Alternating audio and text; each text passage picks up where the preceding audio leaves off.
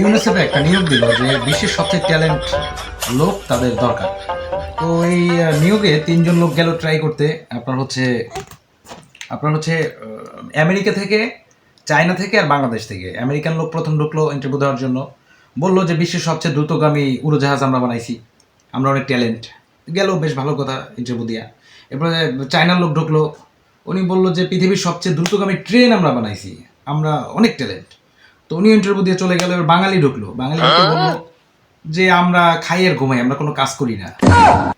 তো পরবর্তীতে দেখা গেল যখন রেজাল্ট দিবে তখন দেখা গেল বাঙালি চাকরি হয়ে গেছে। এখন আমেরিকান আর চায়না লোক তো অবাক, আমরা এত বিশ্বের এত বড় বড় আবিষ্কার করে আমরা চাকরি পেলাম না, এই লোক পেলো কিভাবে? তখন তাকে জিজ্ঞাসা করা হলো যে কি এমন বললেন যে আপনি চাকরি পেয়ে গেলেন? বলে যে তারা ট্যালেন্ট লোক খুঁজতেছিল, যাদের ব্রেনের পাওয়ার ভালো, ব্রেনের শক্তি ভালো। তো তারা দেখলো যে আমরা কিছুই করি না, খাই আর ঘুমাই, মানে কি আমাদের ব্রেন ইউজ হয় নাই। সো ইউজ না হওয়ার কারণে আমাদের ব্রেন অনেক বেশি পরিমাণ রয়ে গেছে, এই জন্য আমার চাকরি হয়ে গেছে।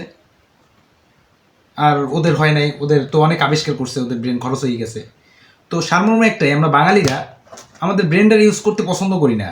আমরা খাই, ঘুমাই বা কাজ করি বা অন্যের চাকরি করি, আমরা কিন্তু ব্রেন ইউজ করি না। ব্রেনটা কিন্তু একেবারে নিউয়ের মতোই থেকে যায়।